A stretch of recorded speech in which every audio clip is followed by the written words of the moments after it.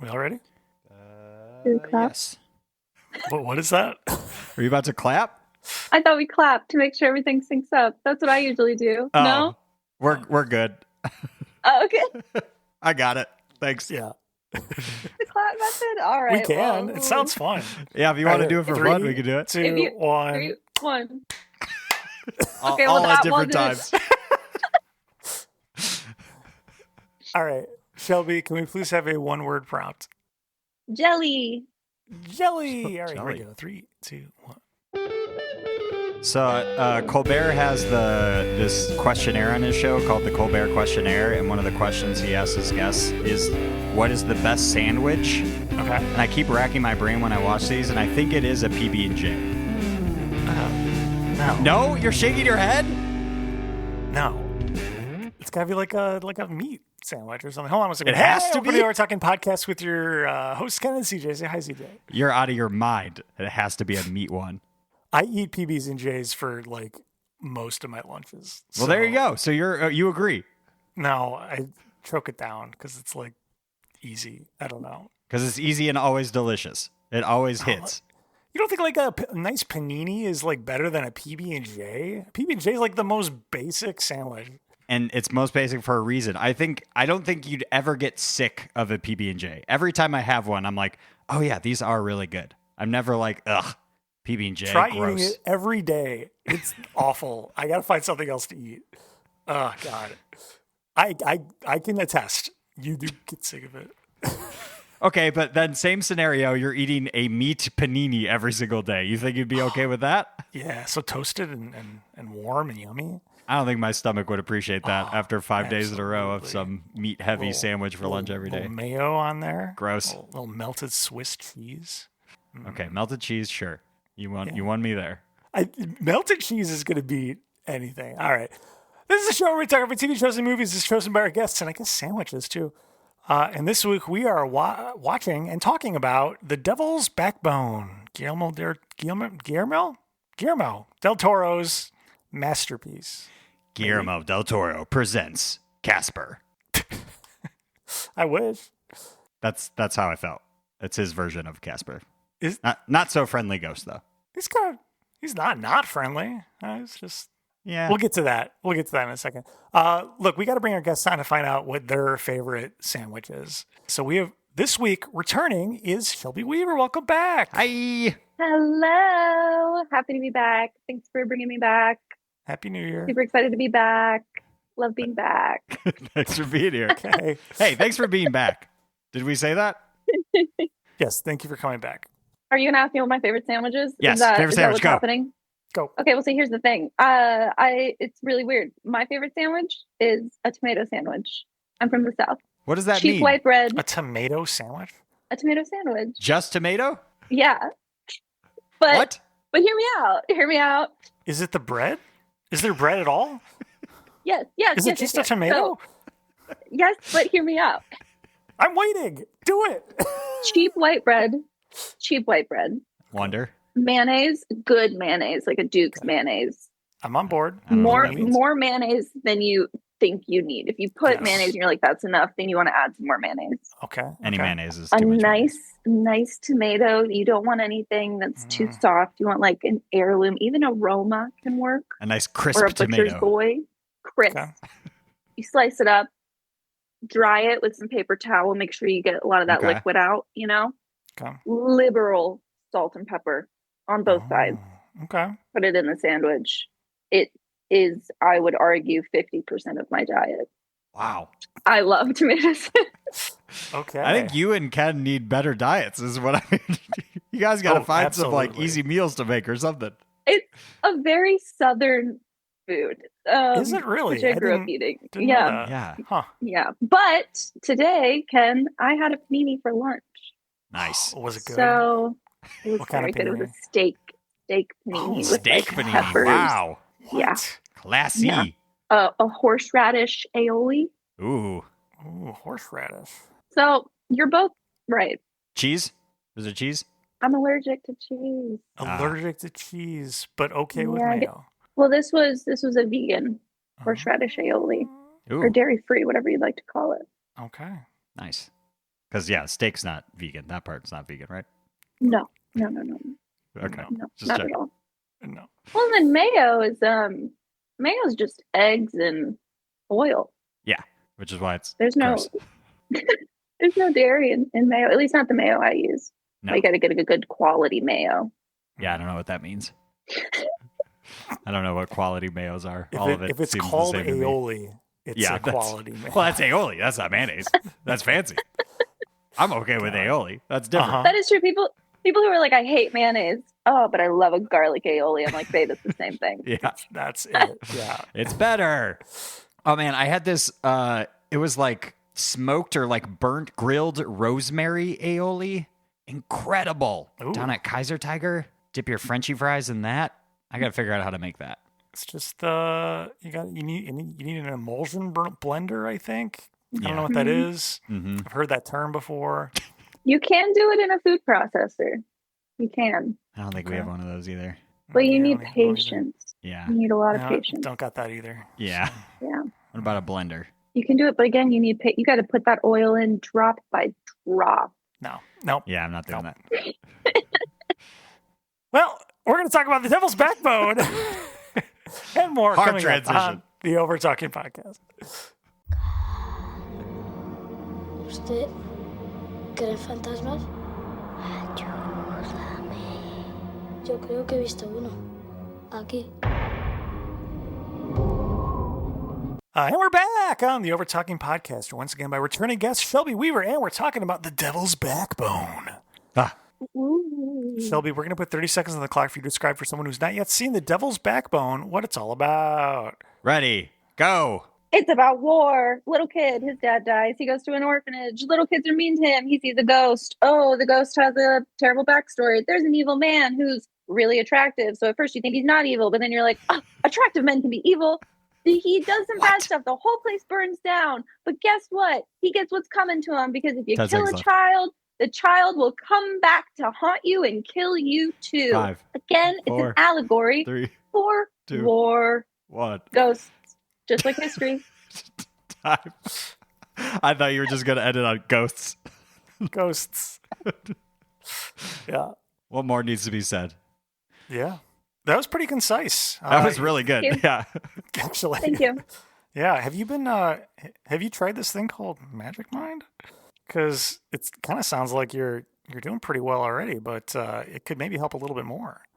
So yeah, probably about a year ago, I noticed that I wasn't able to really focus that much at work as much as I used to, and I wasn't sleeping as well either. And I know CJ, you struggle with sleep debt, right?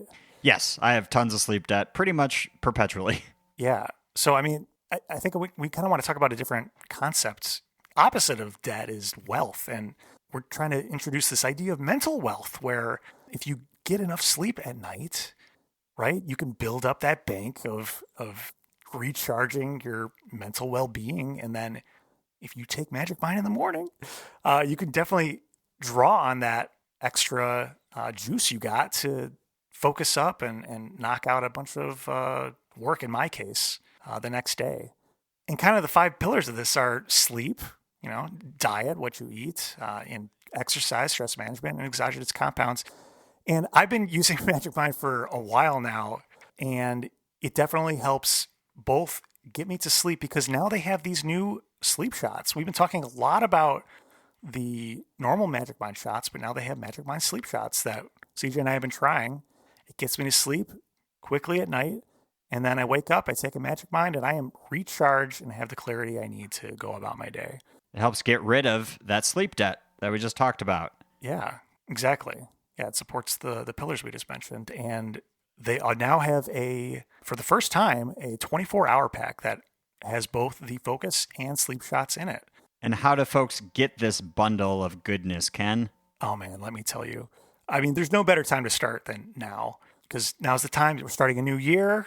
2025 is the time to build up your mental resilience. So if our listeners go to magicmind.com/overtalkingpodjan, that's OvertalkingPodjan, they can get 45% off their Magic Mind bundle. So yeah, be sure to use code OvertalkingPodjan and you will get those discounts. That's a lot of percentage off. That's right. It's doctor validated. Over 200 scientific studies go into this thing. Everything's organic. It's all that good stuff that your brain needs to get you going. Yeah, we talked about this before too, but they donate 5 cents for every bottle sold to mental health charities to help U.S. homeless communities. So there's a lot of great initiatives and a lot of great benefits from buying and taking Magic Mind. So go check it out. Check it out. You know who has probably a lot of mental wealth? I think it's probably Guillermo del Toro. Guillermo del Toro. I cannot say his name. By the end of the episode, we'll get one clean take of you saying the director's name. Maybe. Just stumbling over my tongue. Yeah, Siege, have you seen a lot of his movies? No, I did a brief Google. I obviously know who he is. I do remember that he did that movie where that fish dude fucks. That was him, right? Yeah. That's actually a great way to, that's concise for that movie as well. It's very concise. We had this was a very old episode. We had a voicemail where one of the callers talked about how in that movie a fish dude fucks. Yeah. I still have not seen that. Why not? I'm afraid. Oh, it's, can I say something controversial? Can I say a controversial opinion? You don't like he it? won an Oscar for that film. Best Picture. The Fish Dude? The Shape of Water is the name of the film, but we can just call it The Fish Dude Who Fucks. Did the Fish Dude win the Oscar? No, the movie itself. Oh, okay. Best Picture. It's my least favorite Guillermo del Toro movie. Not counting Pacific Rim, but we're not putting that in. I was just about to ask where that goes in the list. Come on, you're not counting that one? I hated that movie. I like that movie. I'm not going to count Pacific Rim, but I hated Shape of Water. I don't know. Huh. Fish dudes who fuck didn't do it for me. Where's Hellboy? I really loved Hellboy. Hellboy's? Ooh. I haven't seen it I'd either. say Hellboy. What? Hellboy's up there. Hellboy's in like top 5 for sure. I love Hellboy's Hellboy. fun. Yeah. Ken, you should watch that. It's a good time. Yeah, I should. I haven't seen a lot of Guillermo del Toro. Guillermo. I want to say the L, but I shouldn't. It's a Y Guillermo sound. del Toro. The double L makes a Y sound. I've seen Pan's Labyrinth. Mhm. I've not seen that And one. I've seen this. And I'm sure there's another one that I'm forgetting. There's a lot. There's The Orphanage, El Okay, I've seen Orfanato. You have seen that? Yeah. Oh, I love that one. There's Blade 2. He is actually in the future. It's in the works doing an adaptation of Frankenstein, which Ooh. is going to change my life. I think 2025, it says. I am not mentally or emotionally prepared. Did he do an adaptation of The Wolfman at one point? Did he? Am I misremembering that? He did Pinocchio. Are you confusing the Wolfman with Pinocchio? That's it. Yeah. That his adaptation of Pinocchio was, oh man, it hit my heart really hard. And I'm not even like, I don't know shit about Pinocchio, but that film was devastating. Yeah, I don't think I'll be watching that one. It's beautiful. It's absolutely stunning. Beautiful, beautiful. Much like his other films, painful. I watched Guillermo del Toro's Cabinet of Curiosities, which was a TV series. That was good. I really liked that. Yeah, I really liked that. Yeah, I don't. Beginning. He's a big old blind spot for me because a lot of them are horror adjacent or freaky stuff. Yeah. But the reason why I love his stuff so much is because he doesn't do horror for the sake of scaring you. Mm-hmm. He does horror for the sake of using it as like a storytelling tool to talk about other things, which is why I love his work so much. I think it's a very elegant way to do horror. Yeah, absolutely. Yeah, I had not seen this movie before, and I think this is one of his earlier ones, right? 2001. Yeah, and I was blown away. Like because I've seen Pan's Labyrinth, and I was expecting something kind of like that, where it's like it's a little over the top, honestly. But no, like this was very restrained and very grounded, except for one ghost, Casper. And I mean, that's tipped my hand early, but I really enjoyed it. I think my favorite thing about it is just something that's just there the whole movie, and it doesn't really play a huge part, but it's set during the Spanish War, Civil War. Civil War. And apparently shortly before the film starts, there was a bomb dropped on this orphanage thing, and it didn't go off, and it's just sitting there in the middle of the square the entire movie. And some people say, like, if you put your ear up to it, you can hear it ticking, and it could go off at any moment, and it's just sitting there the whole time. And I think that's such a really cool, exciting thing that's a part of this movie that doesn't end up becoming anything else, but it's like, it's amazing. It could mean so many different things, and I just love it. Oh man. Chekhov's bomb. You can't see me right now, but I am freaking out because I try to share this movie with people, and very rarely do people actually watch it. I don't know why, but I adore this movie, and it's like, this is a rare opportunity for me to share it with people. So the fact that you loved it, like, it makes my heart so warm. And see, what speed did you watch this? Like 3 Oh my God, times. I was gonna. No, I'm kidding. Kidding. I was watching You can tell me the after. movie. Yeah, I was watching the movie, and the first thought I had when I started it was, I swear to God, if CJ watches this in 2 times speed, I am going to be genuinely mad at him. No. Did see it's a Criterion collection. That's something. Yeah, that was surprising. I wonder if the Fish Dude Fucks one, did that make the collection? I don't know, one Best Picture. This movie's in the top, or someone's collection of 1001 movies to watch before you die. I don't know if you've heard of that before. It's like a published book. So yeah, you can tick that one off. The whole bucket list. All right, only 1,000 more to go. Yep. A full 1,000 still. Out of the almost 400 episodes, how many movies do you think we've done on this show made it into that collection? Oh man. Another 4 and that's it? Big Money Hustlers. That for sure. The Insane Clown Posse movie, yep. Yeah. I think that's probably the only other one though. Yeah, that's probably it. Well, how do you know that the other movies that I've talked about are not on that list? Okay, like, That's let's what go I'm back in asking. the let's go back in the Rolodex of me being a guest. We have Talladega Nights, 10 out That's of 10. got to be in there. Uh-huh. We have Rugrats in Paris, 10 Definitely out of in 10. there. Phantom of the Opera, 20 out of 10. Oh god. Succession, we did talk about Succession, but that's not a movie. But I think that's true. like the last thing that I've brought to y'all that was like, oh, it's like critically acclaimed. The one that has to be in there that I do genuinely agree with is School of Rock. That's got to be on that list. Oh, yes. School of Rock, you have to watch that before you die. 100%. Did you bring Peter 100%. Pan? No, that's No. Corey. No? That's next That was week's Corey. guest. Oh, that's next Corey week? Drennan, Yeah. returning to the show.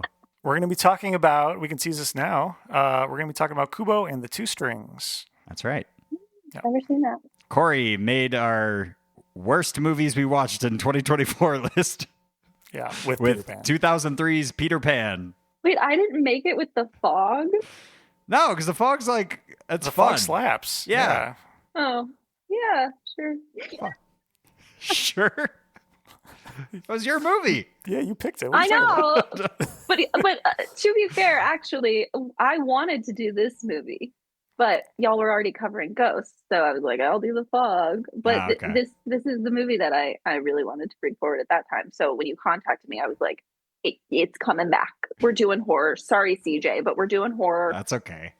Also, to be fair, I did just check. We all 3 of us unanimously gave The Fog a 5. So you're right. It was like, So it's okay. just mid. Yeah, Yeah. okay. Yeah, I will say. So speaking of that, though, yeah, I'm sure this is classified as horror, but as I've said before, for different movies, like this is fine. This is not scary. Like, yes, there is a ghost, but it's not. I would not say it is a, what you picture. At least when I picture a horror movie, which is good. Yeah. I give it Now- credit for that. That's not to say there aren't a couple of like more traditional frightening moments, especially early on when you don't really know what's going on with the ghost. But it's not over the top, and it's not, nothing really happens anyway. So it's all good. Yeah. Also, for being like a ghost that is like, you think of ghosts haunting places. He kind of is just hanging out. He's not like doing anything. It's just like, and he can I'm kind here. of just go anywhere he wants to. Yeah. He's not really bound to the place he died or anything. The reason why I love his film so much is because, I mean, there's a couple of reasons. One of the reasons why I love this film so much is because, yes, it starts off, like you said, of like it's kind of scary because you don't really know what's going on. And obviously, when you don't know what's going on, anything supernatural is scary. But then once you realize what's going on, you then realize that the true horror aspect of the film is humanity. Yes. Yeah. Both in the war and within the orphanage.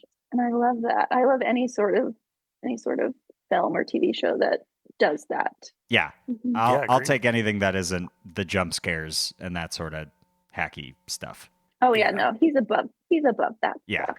He doesn't seem like the type way of too guy. classy for Mhm. Guillermo. Something I also love about this film, I love Pan's Labyrinth. And for me, they feel like, I don't know, it feels like they exist in the same world, even though they don't. He's actually said that they're like sibling movies. That Pan's Labyrinth is like the sister and Devil's Backbones is the brother. I couldn't fit that into a trivia question, but I thought that was fun. Yeah. I'm a literary genius, is what you're saying? Okay, cool. Yes, I was right. nailed it. What was I saying before I got my ego Sorry. boosted? I don't remember. Oh, a lot of his stuff is like through the eyes of a child, which I really love. And this movie I saw when I was very young, and it didn't scare me at all because it makes you feel very seen. A lot of his movies make, at least when I was a child and I grew up watching his stuff, it made me feel very seen. Where it's like when you're a kid, everything around you is like the adult world. And that is the scariest thing, is being a child surrounded by adult events. And so his movies are very much like portraying what it is to be a kid within an adult world. And often how the kids in his movies navigate that is through imagination and supernatural and that kind of thing. I do like that the main character, I would say, of the movie is just this boy who is arriving to this like orphanage place and exploring that and having to deal with all that, and he's the only one that is then brave enough to talk to Casper. And even that, like, he runs away at first, but then comes back and is like, "No, I'm not going anywhere. I want to talk to you. Like, what's your deal? What do you want?" Yeah. I do like that he eventually, after running away from it at one point, it gets the balls enough to, just straight up talk to me. He's like, "Okay, I actually know who you are now, so you're probably fine. What do you want?" And then he gives it to him. I don't know how you guys were as kids, but when I was a kid, I was so much more open to things I didn't understand. Yeah. Like, I feel like it's something, being afraid of things you don't understand is something that I grew into. But when I was a kid, I was just like a cabinet of curiosities, as GDT would say. Bring it back. There you go, Ken. You can just call him GDT instead of having to try to GDT, pronounce. Yeah, we was calling GDT. Yeah, well, I mean, I think that's... I mean? Yeah, because like when you're a kid, everything is new to you. So you can't be afraid of everything unless you're Chucky from the Rugrats in Paris.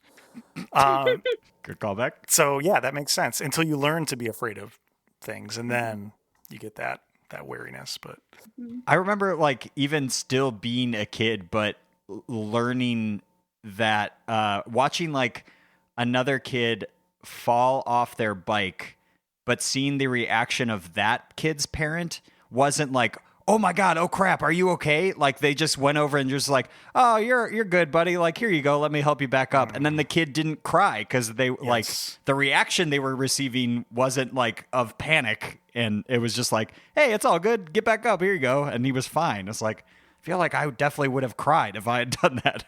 Yeah, I mean, that I get fed a lot of parenting stuff because T-1 month. But that's one of the things that I see a lot is like, do not overreact if your child hits their head or whatever. Like they feed off of your energy. Yeah. So if you stay calm, they'll stay calm and they'll be okay.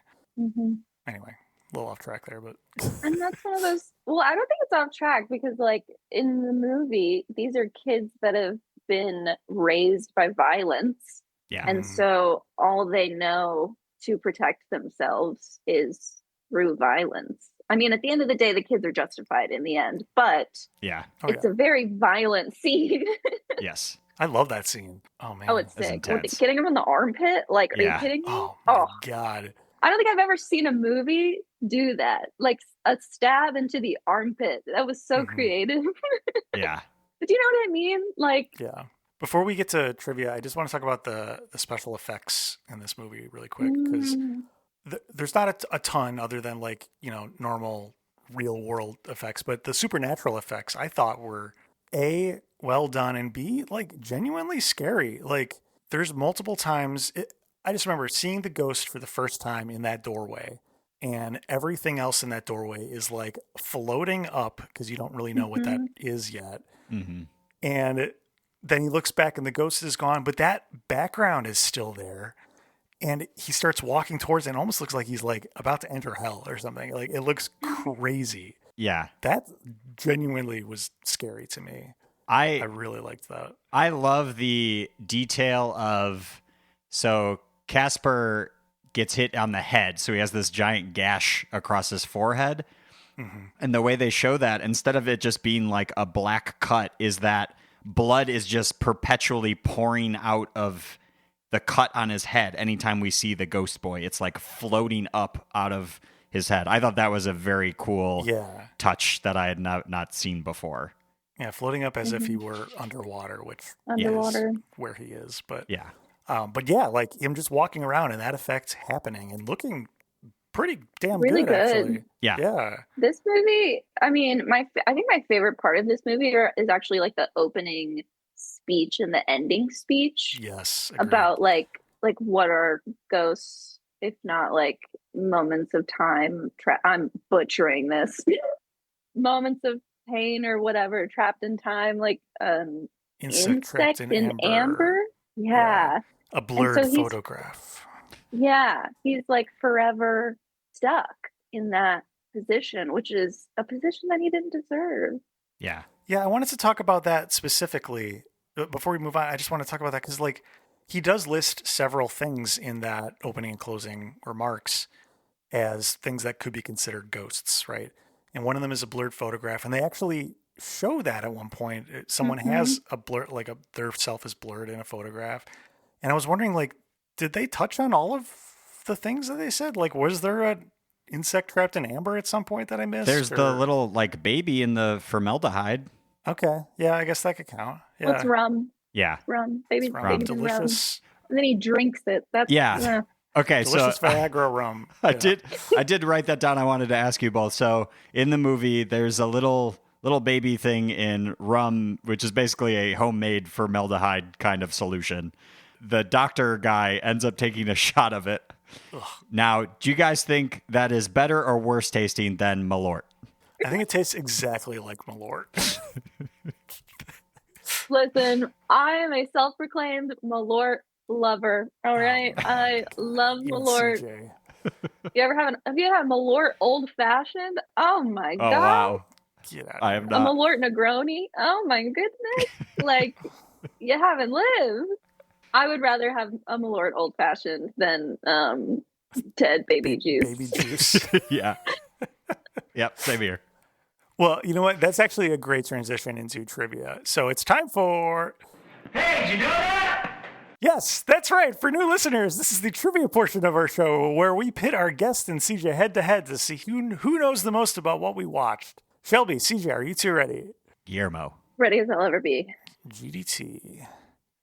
All right, first question. The title of this movie, The Devil's Backbone, is explained in the movie as a spine condition where the backbone is visible outside of the body. What is the actual name of this condition? Do either of you know? Please tell me this is multiple choice. Wait. I think I do. You know this? I think I do. Wait. It's called Stegosaurus syndrome. Okay. Oh my gosh, I think I do, but I can't remember it. You're going to say it, and I'm going to be like, what is it? It's something, they do a lot of tests for it when you're pregnant to make sure that your baby doesn't have this. It does start with spine. Does that help? It's not spina bifida. Yes, it is. Spina bifida. Yes. Nice. I've seen that in commercials. Yeah. I don't know why. It can also show up in different forms of your entire backbone being exposed, but like sometimes you can have a little like sac of nerves at like the base of your spine that's kind of like sticking out. Fun stuff. All right. Next question. Wait, do I get a point or half You do a get a point. I'll give you a point. Yeah. Yeah. You got bifida. CJ wasn't going to get it at all. So next question. how long was this film in development for, according to IMDb? And in development is probably a very loose term. So good luck with figuring out what that actually means. Most movies are at least like a good year, I think. Okay, you kind of gave it away when you said in development is a vague term. Because I know that early on in his career, he was forced to make a lot of movies he didn't want to make. And this was one of the first movies he wanted to make. So I'm gonna guess it's got to be like around 8 to 10. 8 to 10 months? No, years. Years. Okay. Siege? 5 years. Wow. Yeah, CJ, you're not right. Shelby was closer. Yeah, it was actually 16 years. 16? You're absolutely right with that Wow. logic. Yeah. He wrote it when he was in college. So, Dang. yeah. I did not do anything this good in college. Well, this wasn't the original script. The original script for this movie didn't focus on a child's ghost, but instead had and this is multiple choice, There we go. zombie turtle is A, B, drunk uncle, C, chupacabra, or D, Christ but with 3 arms. Make some of these up. Yeah. Yeah, I made 3 of them up. Oh my god. I'm going to say drunk uncle because that's still like I'm a gonna human. say no in GDT. I'm gonna say Christ with 3 arms because that sounds crazy. And our boy loves to do crazy stuff. Yeah, you know GDT. It's definitely Christ with 3 arms, at least according to IMDb trivia. I don't know any more about it other than that, but that is wild. I would love to That's see not that something movie. you can just make up on the spot for Yeah. Overtalking trivia. You know what I mean? Christ, but with 3 arms. All right, Siege, you need to pick it up. Mm-hmm. Yep. All right. GDT has another film where the ghosts in it aren't the real monsters, the humans are. What 2015 film is this? Given that I could only name like 2 of I his know. movies earlier, and it's not the one that the fish dude fucks that came out later. It's not that one. It's either the orphanage or Pans. Okay, I will I'm give you a gonna- hint. I'll give you both a hint because you're Not both getting it Hellboy. wrong. Yep, you're both getting it wrong. The first word is a color, and Again, the second word is the top of a mountain. Oh, Crimson Peak. That's correct. Yeah. never heard of that. Okay. I forgot about that one. Yeah, I have seen that one. That one was okay. It was fine. Yeah. It was a little commercial. Yeah. All the Coke product placements. That's a little much. All right, Shelby's up 4-0. We're just going to make this the last question to put CJ out of his misery. That's worth 4 points. Always is. Okay.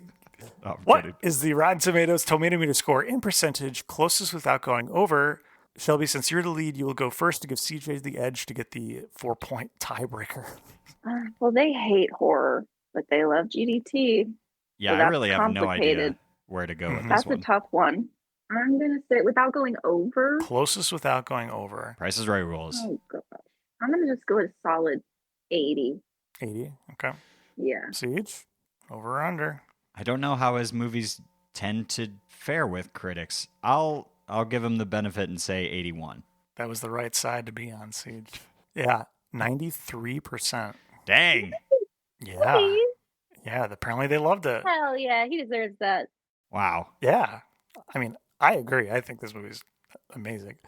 100%. Okay, well, it's all tied up then, I guess. No, but Shelby's the winner. Yeah, all right. Shelby's the audience score was 89%, still very high. Dang. And then the Letterboxd score is 3.8 out of 5, which is pretty high for Letterboxd. Yeah. Mm. Wow. Yeah. You know what? The critics, for once, got it right. Yeah, well, let's see. So I think it's time for our ratings.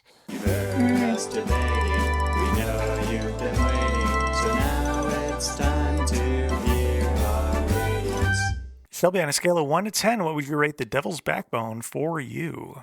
I'm going to give it a 9. I'm going to give it a 9 out of 10. Dang. Maybe even a Okay. 9.5. Whoa. 9.5 for nostalgia, but 9 for as an adult. I'm filibustering. It's a 9. Okay. Nice. You really like it? Duh. Oh yeah, this is Great one of question. Good. I don't know. I'm trying to get more out of it. What's holding you back from the 10? How about that? pulling me back from the 10. I think at times the pacing can be weird. Towards Yes. the end of the movie, I think there are times towards the end of the movie that the pacing it loses steam a little bit. But if a film is really incredible, I don't really care about pacing. But can't give it a 10 out of 10, I guess. It's not School of Rock, you know? Yeah. But Agreed. it's not. All right. Siege. So glad you mentioned pacing. That's what I was going to talk about. For me, I did feel this was slow at times. I felt that it kind of, I wanted more of Casper. You showed me in the first minutes of the movie, and then nobody interacts with him for another like 40 minutes. So I think there's some stuff that you could trim out. In my mind, I personally may have reacted to it better if it was a like reveal of the ghost along the movie. So like they don't show you everything that happened and why he's there in the first minute, so that it's like you're learning about, oh, this boy went missing, and now I have his bed. Wonder what happened there. And then he finds the comic books that kind of tell the story, and then we find out that guy's a bad guy, and then we sort of get the flashback, and then he starts to appear and stuff like that. I think maybe that reveal would have worked better for me, but because you see what happened in literally before the credits even like roll at the beginning, that I'm like, okay, now go interact with him. I want to see more of the ghost boy. Like give me that. What's going to happen with him? And there is a payoff at the end, but it was too slow of a payoff for me. That's a personally. very fair criticism. That's very fair. Thank you. I'll give So with that being said, I didn't hate this or anything. I think because it was slow, it took me out of it, or like I wanted it to move up. So I'm docking some points there. Good kind of horror though. No jump scares. 6.5. Really beating around the bush here. What was it? 6.5. 6.5. Yeah. This wasn't really for me. I thought this was fine. Oh, wow. Yeah. Wow. Wait, you said 6.5? Yes. 6.5? Yes. All right. That's not too bad. I gotta let that. I gotta let that sit with me for a moment. That's Shelbi, I can't you believe. gotta understand how CJ consumes movies. You should watch Pacific Rim. We did. We did watch. And did we watch 2 yet? No, we didn't. No, not yet. Okay, we got it. Ken gave Pacific Rim an 8. I'm just gonna say that. I liked Pacific Rim. I gave Pacific Rim a 6.3. So this is better than Pacific Rim. You like It is it better? Okay. Huh. Interesting. Wow. 6.5. Okay. Well, you deserve to live your truth. Thank you. That's not bad. Yeah, that was pretty nice. Ken, All right. let's move off of me. Yeah, I already tipped my hand. I like this movie a lot. I think there's a lot to unpack, more than I am smart enough to articulate, so I won't try. But I really liked it. Oh, man, I'm doing a bad job. Look, I think there are scary moments in this movie, but I don't think this movie overall is scary, and I think that's okay. And I really, really like it. I think in my Letterboxd review, I wrote, like, maybe my favorite non-scary ghost movie. And I had never seen this before, so this was a very nice surprise. Yeah, I'm going to give it a 9. I think it's an excellent movie. I think just quality-wise, it is a very, very good movie. Just barely above Pacific Rim. Got it. Just barely above Pacific Rim, though. Yeah, I am. maybe 2. You can't. We'll see. I can't. You can't see me, but I'm smiling from ear to ear. I love that choice. you love This this was fun. movie. Yay! Yeah. Well, Shelbi, where can people find you? Yeah, you can find me a couple places. You can find me on Instagram, Shelbi.Weaver. I never post unless it's promotional, but those promotional things include I am on an improv team called Kismet. We perform Thursday nights. Our show is called Thursday Night Thunder at the IO Theater. I also work with First Floor Theater. We have 2 shows coming up this year, both new works. Those you can find those online at firstfloortheater.com. And we perform out of the Den. Dang. Anything else? I'm forgetting. So there you go. I love the Nice. Den. Beautiful, beautiful venue. Yeah, not a bad seat in the house. Shelbi, are you on Letterboxd? I'm not, but you saying you wrote a Letterboxd review made me remember how badly I need to get a letterbox, and I'm honestly going to sign up as soon as I get off of this because I have so many opinions. I'm a very opinionated person. Yes, and I that's watch the a lot of place to things. do it. Yeah. Yes, Yeah. absolutely. Cool. Siege, what's your letterbox? Yeah, if you create one and want to follow us, you can follow me at CJW, the word double, the word you. Shelby, I would can love to follow- read your reviews. Please create one. Likewise. You can follow me at KDRISC01. Super easy to say. Yeah, thank you again for joining us here. Siege, what else do we have to plug? Shelby was the one that came up with a new letterbox username for you. What was it, like Bubbles or something? It was like strawberry. No, it was peaches. Peaches. Peaches. Yeah. Kind of got to change that. It's taken. Is it? Strawberry, we strawberry, realized it strawberry, was taken. strawberry. All right. We'll think Apricot, about it. apricot. Tomato, tomato, tomato. There you go. Oh, Tomato Plays into Rotten sandwich. Tomatoes. that's true. That's perfect. Or, hear me out, meat sandwich. I like that one. I actually, like that maybe a the lot. most. Meat sandwich. Hey, did you guys see Meat Sandwiches movie reviews? It sounds real. I don't know. That's got to be taken already. Check. If not, Probably. you got to change it. Yeah. Or like, I love paninis. Panini fan. Panini 69, fans. 69. 202. Yeah. 420. 69, yeah. Yeah. If you want to follow the show on all Yes. the other stuff, go follow us at Overtalking Pod. Email the show at overtalkingpod@gmail.com. Go to our website, overtalkingpod.party. You can type in the word Shelby to find all of our previous episodes and call or text the show at USACat1591. And no, they're here. It's the Overtalking Overlords. They got their backbones exposed, and they're here to remind me to remind you, if you like the show, please go on Apple Podcasts and Spotify. Rate, review where applicable. Reviews are what help people find this podcast. Also, we spend no money in advertising, so if you like the show, please tell a friend and spread the word. We'd really appreciate it. Thank you. And don't forget to drink your Magic Mind and use code OvertalkingPodJan at checkout Who's Jan? for January. Toyota Jan? Toyota Jan. Happy Honda days. All right. And as we always say at the end of every single episode, Can try to pronounce his name again. Guillermo del Toro. Gelmo? Is that what you're saying? There's L's in there somewhere. No, they're not. They're pronounced like a Y. Guillermo. Gelmo's World. Gelmo. My favorite Gelmo's director, World. Gelmo. Yeah. Bye. Bye. This episode of the Overtalking Podcast was produced by Ken and CJ, edited by CJ. This week's special guest was Shelbi Weaver. Music by Justin Peters. Logo by Nate Richards. Check out Nate's work on Instagram at Nate Richards Designs. And don't forget to get your Magic Mind by going to magicmind.com/overtalkingpodjan and use code overtalkingpodjan at checkout to help support the show. The link is in the show notes. Guillermo del